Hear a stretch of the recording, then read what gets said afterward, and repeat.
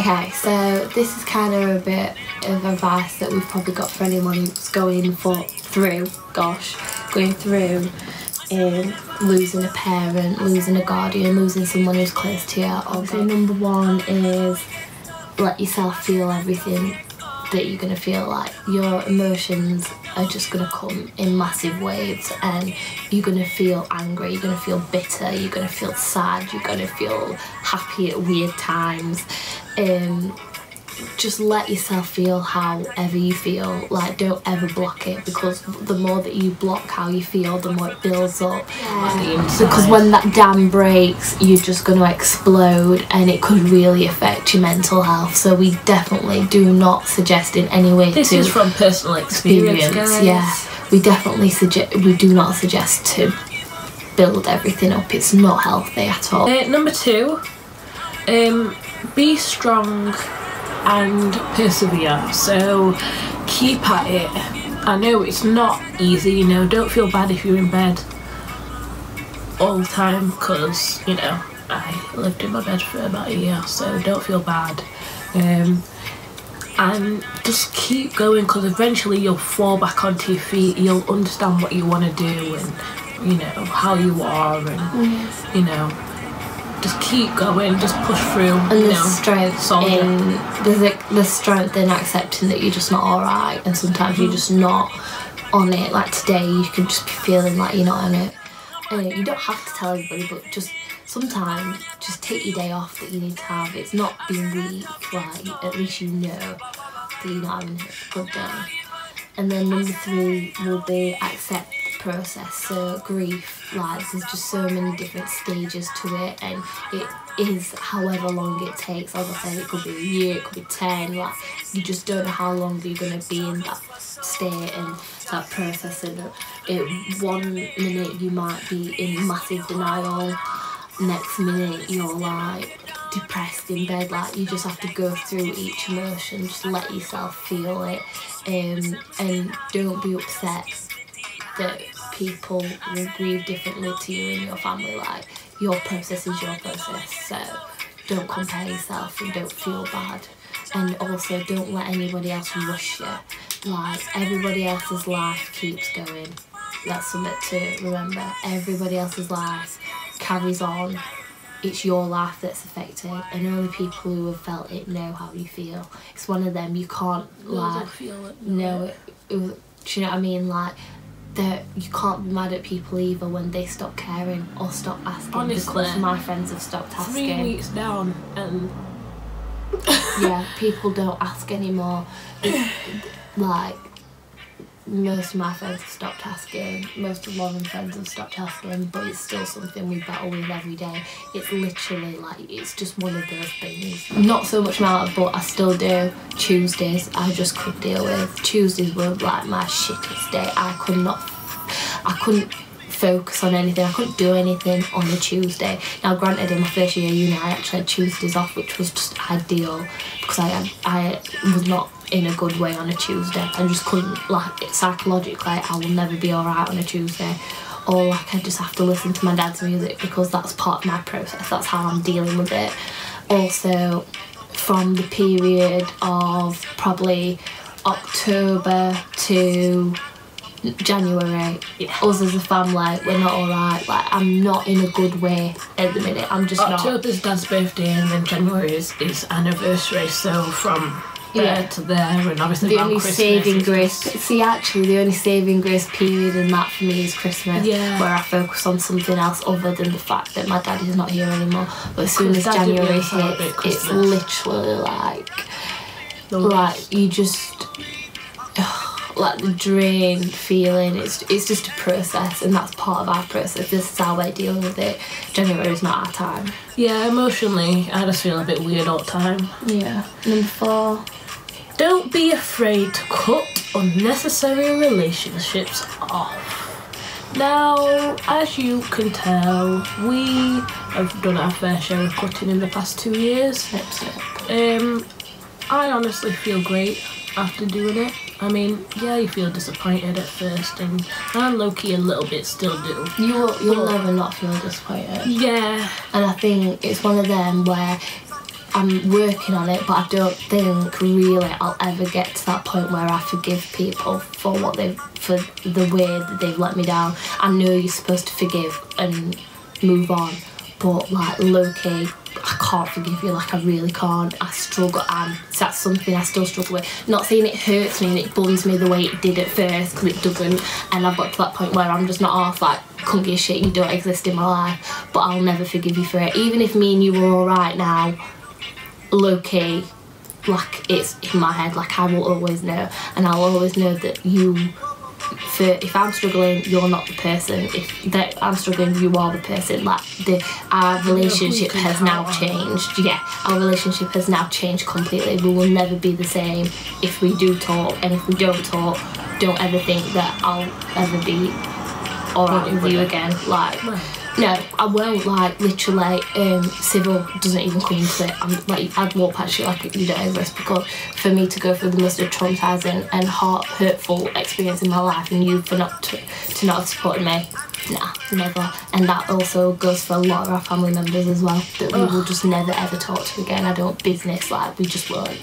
So don't feel bad, because actually it's relieving, and you just, you know people, you know the characters, and you read situations a lot better when you go through shit like this, and you know what spirits you connect with and who you don't with. So just bun them, and don't feel bad.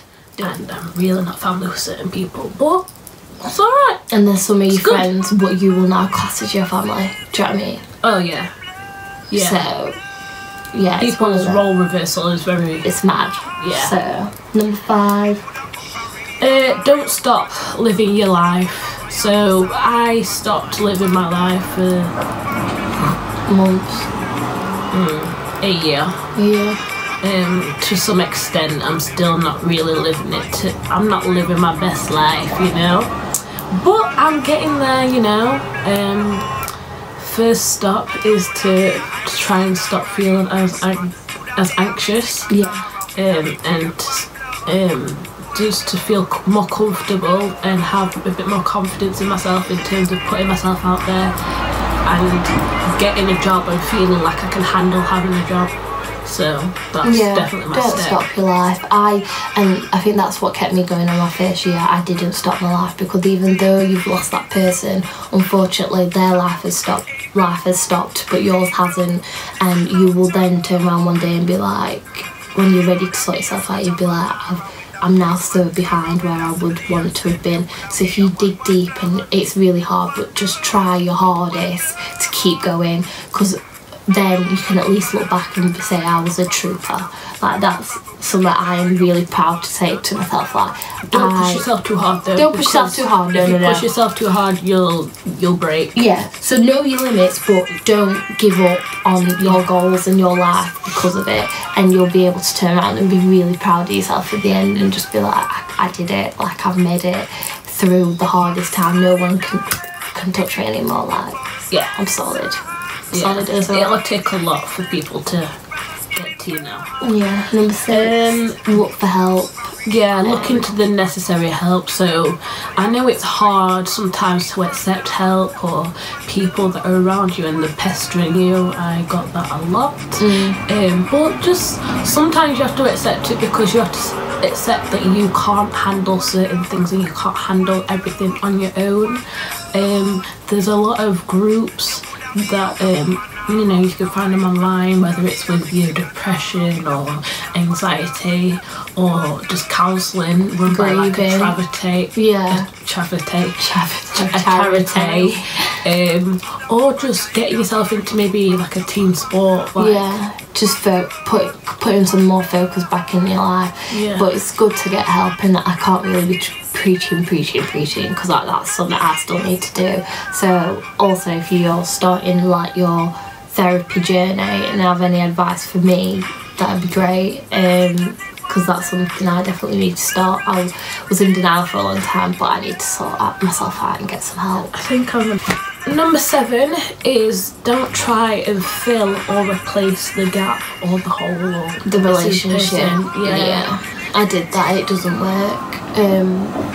you will not get that person back. You will not be able to, no one will fill that void, especially with our dad. Like, I know everyone thinks that their dad is amazing. Like, they are, obviously they are.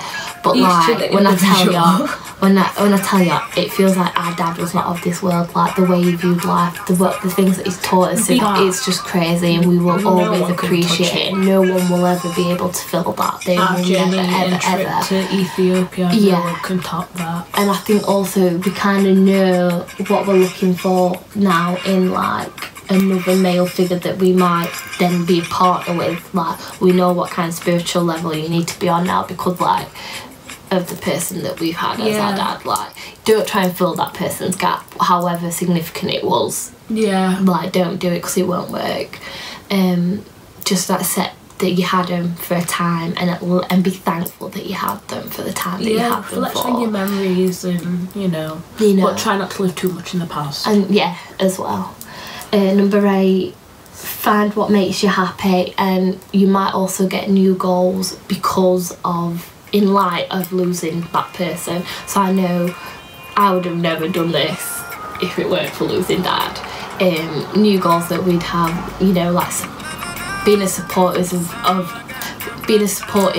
as we are now of other people that go through situations like this. It's also building on our own. We need to build on our own spiritual journey.